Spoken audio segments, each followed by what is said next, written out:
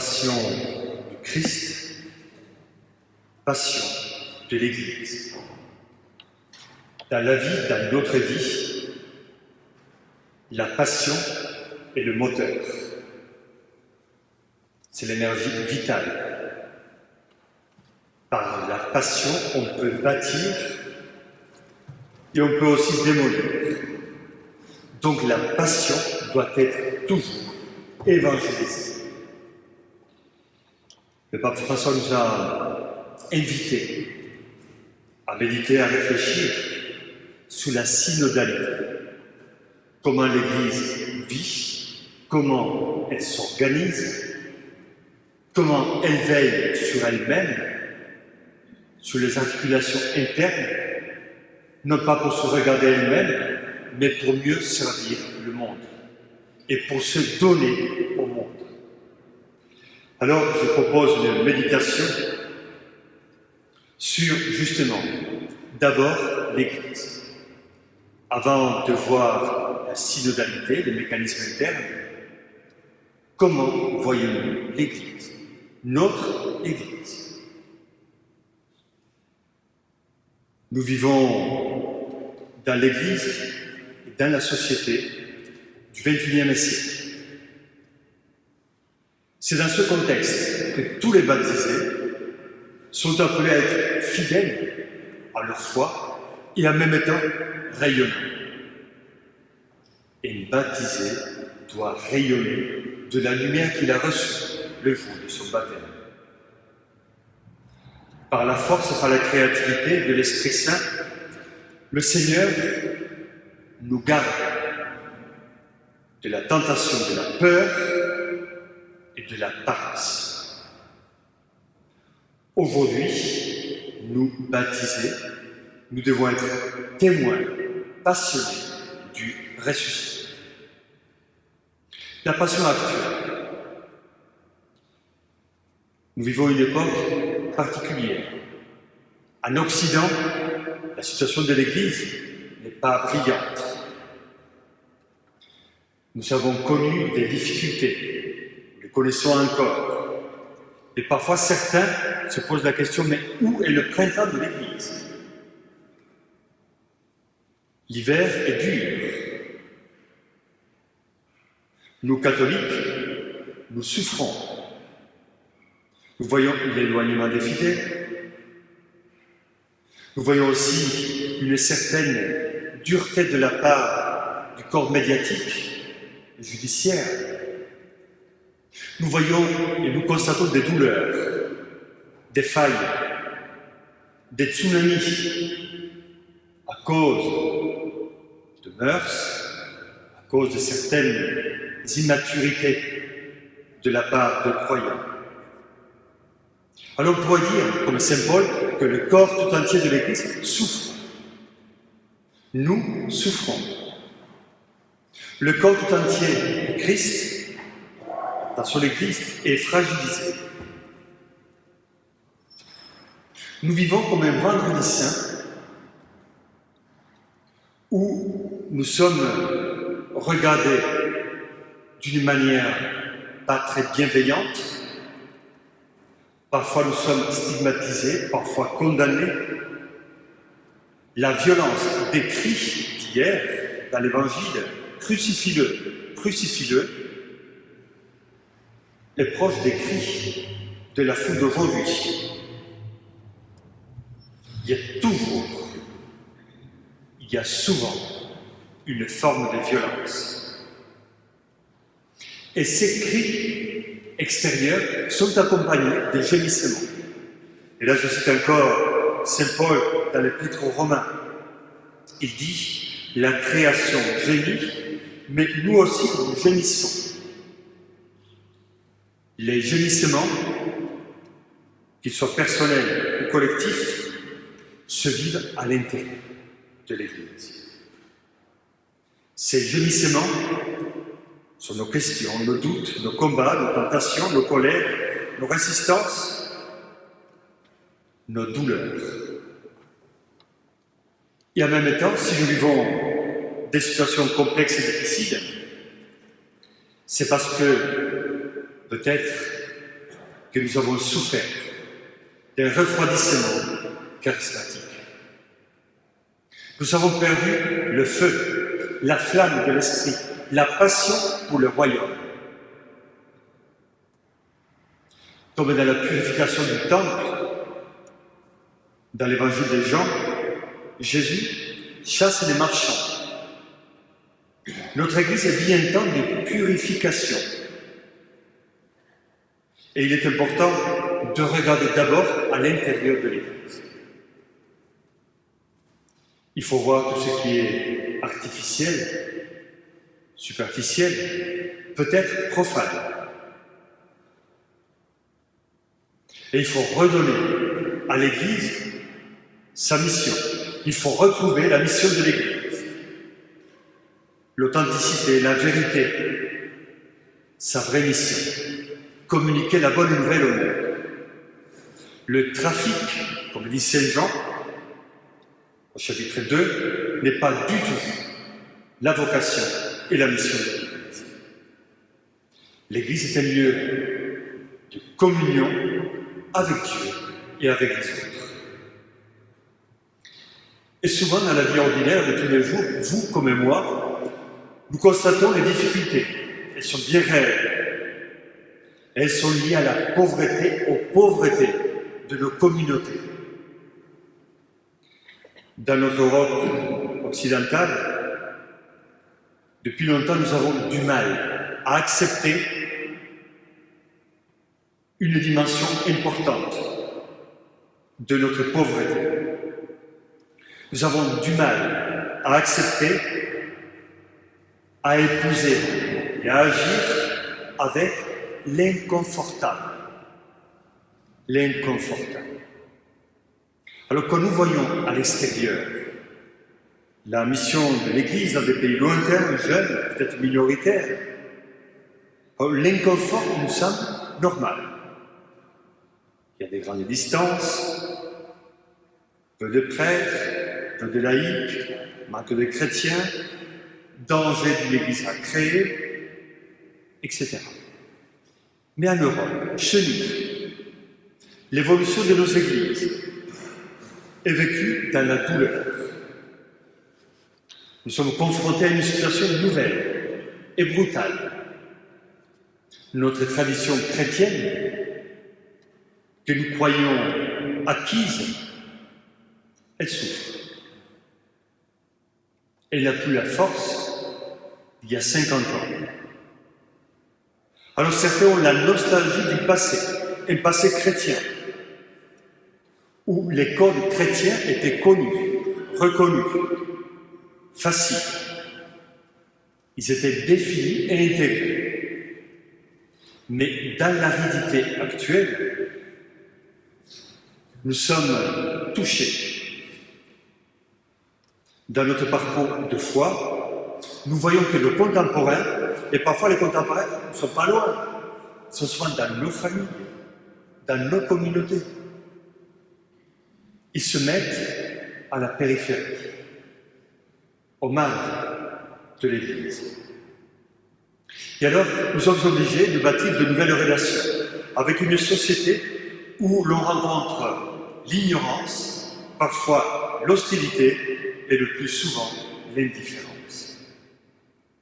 La dimension inconfortable de notre mission est pour nous baptisée un domaine de conversion et de créativité. Dans l'inconfortable, vous le savez, il faut inclure le manque de vocation, le vieillissement des prêtres, la fragilité numérique, l'âge canonique de nos communautés, la désaffection des familles, des enfants, l'éloignement des jeunes, la pauvreté de moyens, la liste est longue. Depuis longtemps, nous voyons avec lucidité les difficultés. Nous voyons les obstacles. Mais il est important et il est responsable que nous passions de la constatation à la proposition, à voir des solutions, à demander au Seigneur, à l'Esprit de Dieu, de voies nouvelles. L'Esprit fait toutes les choses nouvelles. Oui, une majorité de nos contemporains a fait le choix de se tenir à la périphérie de l'Église. Alors beaucoup de spécialistes ont analysé les facteurs de cette désaffection. Il faut reconnaître que dans la vie de beaucoup de jeunes et des moins jeunes, aujourd'hui, l'Église ne compte pas beaucoup. Pour l'homme moderne, il y a d'autres priorités. L'Église reste à côté. Elle n'est pas prioritaire. Elle n'est pas parfois nécessaire. On la rencontre au moment bio-existentiel. La naissance pour les baptêmes et la mort avec les funérailles. On retrouve l'Église d'une manière ponctuelle. À la naissance et à la mort, l'Église rappelle encore dans notre société qu'elle a une mission. Et en même temps, on voit que les enfants au catéchisme, les communions, les mariages, les confirmations baissent. Et alors cette chute d'effectifs, ce vide pastoral, nous donne le vertige. Et alors quoi faire? Quoi faire? Comment vivre? Faut-il se décourager? Devons-nous démissionner? Devons-nous nous agiter? Je crois que la solution vient d'une réelle, vraie conversion ecclésiale. Nous devons nous convertir. Il nous semble que la réponse aux questions que nous nous posons par rapport à l'éloignement des fidèles, la réponse se trouve dans la fidélité à la vocation reçue. Nous ne pouvons pas fonctionner et agir juste en fonction des satisfactions. On est très nombreux puisqu'on est fort. On est peu nombreux, on déprime. Non. Nous avons reçu une vocation et nous devons être fidèles. L'Église, peut-être, pour certains, la voit comme une réalité capable d'éloigner. On voit la dimension un peu politique, extérieure de l'Église. Mais la question de Dieu est toujours d'actualité. La question de Dieu séduit toujours, interpelle toujours. Alors nous ne vivons pas le moment le plus sombre de l'Église. Souvent on nous dit, mais c'est le moment le plus difficile, le plus sombre de l'histoire de l'Église. Non. Moi je me dis, à l'époque de la réforme grégorienne, ça devait être compliqué. Au moment de la réforme protestante, ça devait être compliqué. Au moment du modernisme au XIXe, ça devait être compliqué. Au moment de la séparation des églises et de l'État, ça devait être compliqué. L'Église a connu des crises, mais elle avance des crises en crise et de conversion en conversion. Ce qui est important pour nous, c'est de savoir que malgré les difficultés et les chiffres, il y a une parole puissante, celle que Jésus dit dans l'évangile de Jean, Jean 5, 17. Mon Père est toujours à l'œuvre. Toujours. Parce que parfois, nous, on pourrait imaginer, tout va mal, mais qu'est-ce qu'il fait le Seigneur? Est-ce qu'il dort? Est-ce qu'il nous a oubliés? Mon Père est toujours à l'œuvre. Que nous soyons bien ou moins bien, que nous vivions des crises et des difficultés, mon Père est toujours à l'œuvre. C'est une bonne nouvelle. Le Père agit toujours. Comment, où, à travers quels moyens, par quelle voie, nous ne le savons pas. Mais nous savons que le Père du ciel n'est pas indifférent, insensible, impassible à la mission de son Église. Jésus nous a promis sa présence. Nous vivons des crises. Mais Jésus, il ne faut pas l'oublier, il nous a promis sa présence. Il a dit dans l'évangile de Jean, « Je ne vous laisserai pas orphelins ». Jean 14, 18. Dans l'évangile de Matthieu, à la fin, il nous dit, « Je resterai avec vous jusqu'à la fin des temps ». C'est la parole de Jésus, c'est la promesse de Jésus. Nous vivons des combats, mais le Seigneur est là. Jésus nous libère de notre crainte d'être seuls et abandonnés. Nous vivons des difficultés. Jésus l'avait promis aussi. La moisson est abondante et les ouvriers sont peu nombreux. Nous dit l'évangile de Luc 10. À l'époque de Jésus et aujourd'hui. Il est vrai que dans notre Église, nous aimons bien compter. Les chiffres nous rassurent. Alors parfois on entend à la messe des Pâques, l'église était pleine. La nuit de Noël, l'église était pleine. Pour les communions, c'était merveilleux. Et après, parfois on dit, oh là là, mais au catéchisme, il y a peu d'enfants. Le dimanche, il y a peu de gens à la messe. Et nous naviguons entre ces deux mondes.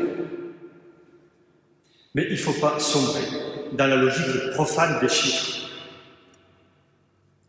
Que faut-il faire?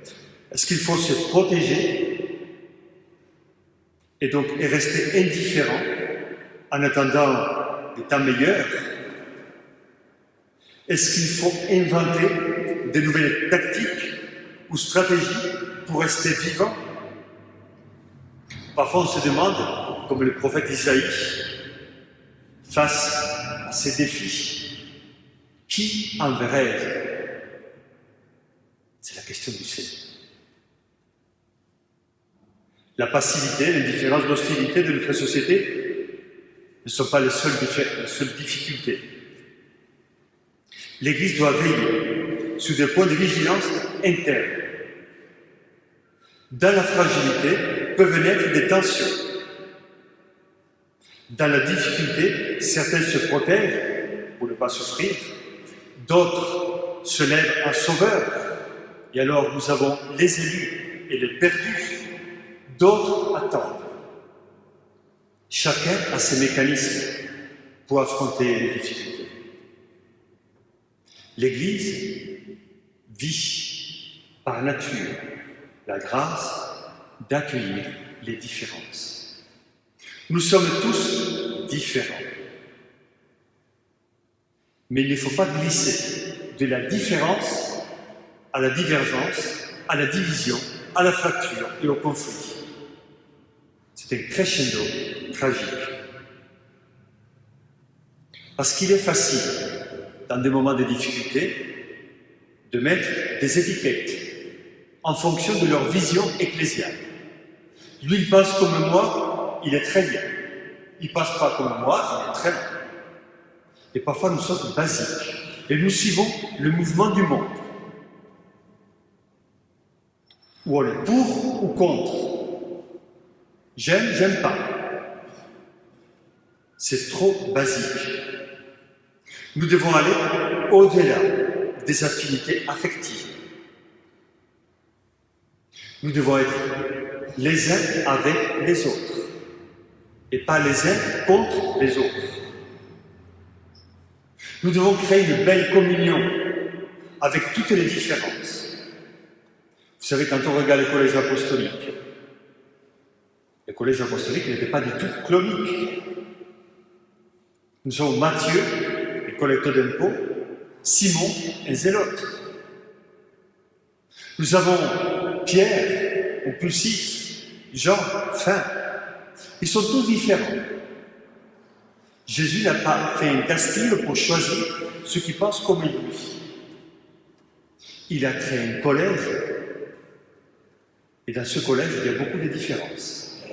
Des différences sociales, caractérielles et de vision missionnaire. Et ces différences ne sont pas un obstacle. Ces différences sont une richesse. Alors, face aux crises et aux difficultés, il est crucial d'être unis. Nous, les prêtres ou les diacres, parfois, quand on prêche aux fiancés, nous disons qu'il faut être fidèle dans le bonheur et dans les épreuves. Donc nous aussi, nous devons être, nous, baptisés fidèles dans le bonheur et dans les épreuves. Quand tout va bien et quand tout va moins bien.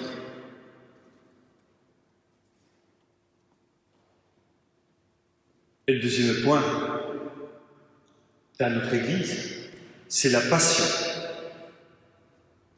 pour évangéliser. Depuis quelques années, on parle beaucoup de la nouvelle évangélisation.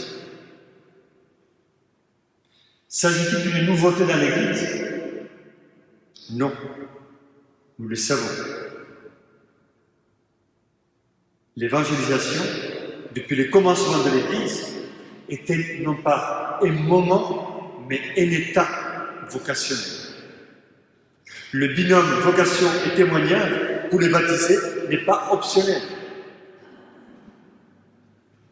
L'Église doit répondre aux signes de l'histoire avec son génie et avec son patrimoine culturel et spirituel.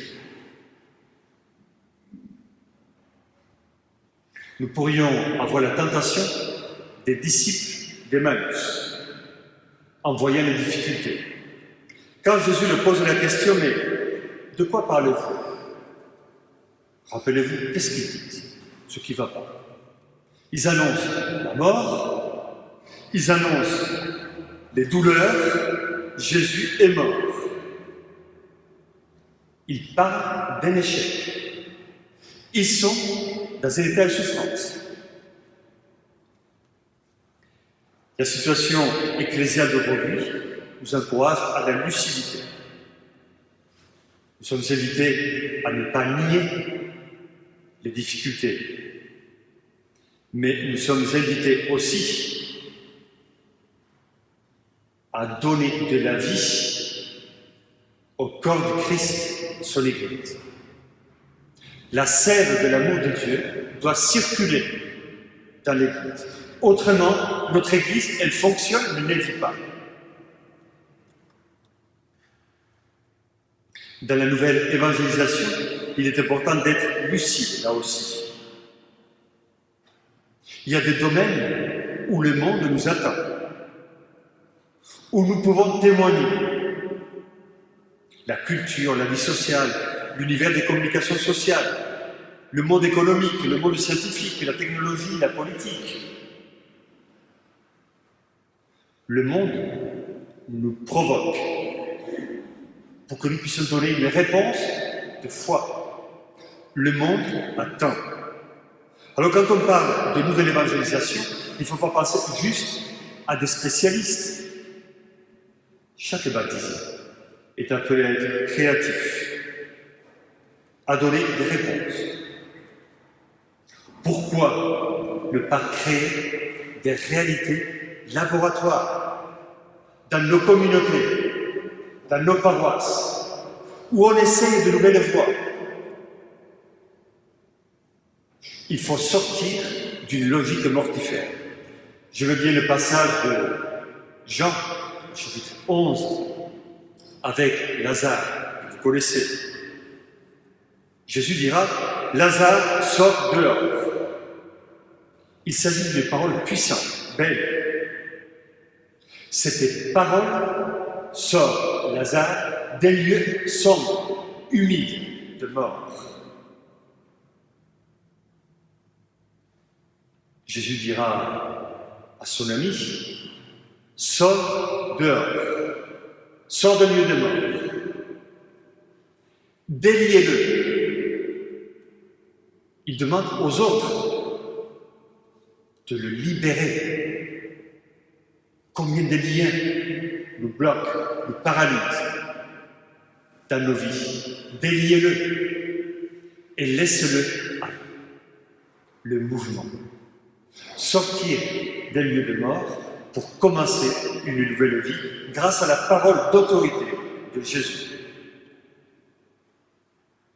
Nous vivons une période sublime pour grandir dans la foi. Parfois, nous risquons, nous aussi, nous baptiser pratiquants, d'avoir une vision horizontale, humaine. Et on perd la verticalité, et on perd la dimension de la transcendance. Le Seigneur permet certaines périodes pour que nous puissions grandir dans la foi. Dieu n'abandonne pas les siens. Et nous le savons, la peur de l'abandon est la peur ancestrale de l'homme. Mais le Seigneur veille sur nous. Il ne nous abandonne pas. Il est fidèle. Il est Emmanuel, Dieu avec nous. Il permet l'épreuve pour que nous puissions lui faire confiance. Rappelez-vous l'épreuve terrible d'Abraham quand il doit sacrifier son fils. Et Abraham donne cette réponse à son fils, le Seigneur pourvoit. Dieu veille. Nous le disions ce matin, chaque jour, chaque dimanche, nous recevons la parole de Dieu. L'Église doit se nourrir de la parole de Dieu. La parole de Dieu ouvre le croyant à l'espérance. Quand on s'enracine dans la parole de Dieu, on vit dans la foi. Et vivre la foi n'est pas un acte intimiste. Vivre la foi signifie vivre ce que Jésus a dit dans les Actes des Apôtres. Vous serez mes témoins jusqu'aux extrémités de la terre. Mais avant d'être témoins à l'extérieur, il faut que nous soyons capables de nous évangéliser nous-mêmes, ou plutôt de laisser Jésus nous évangéliser. On ne peut pas aller vers les autres. D'abord, il faut laisser Jésus évangéliser les extrémités de notre vie intérieure. Là où peut-être nous sommes fragiles, là où nous sommes durs, là où nous sommes intransigeants, là où nous sommes faibles, là où nous perdons l'espérance. C'est là que Jésus doit nous évangéliser. Pour que nous retrouvions la force, la paix et la joie. Et je voudrais conclure avec une citation qui me semble importante, une citation de Saint Augustin. Pendant ce carême, nous allons écouter les prédicateurs, conférenciers, qui vont nous parler de comment vivre justement la synodalité. C'est pour ça que je souhaitais d'une manière évidemment rapide vous parler d'abord de l'Église. Mais il faut sortir d'une logique triste et fataliste. Parce que les difficultés, je le répète, elles sont toujours là. Et c'est Augustin, à son époque, le disait avec beaucoup de sagesse et de sérénité. Nous, parfois, on s'agite, c'est Augustin nous apprend. Et il disait, et j'ai conclu la méditation avec cette citation. C'est l'époque de Saint Augustin, c'est pas aujourd'hui. Les temps sont mauvais. Les temps sont difficiles. C'est ce que disent les hommes. Vivons bien. Et les temps seront bons. C'est nous qui sommes le temps. Tels sommes-nous, tels sont les temps.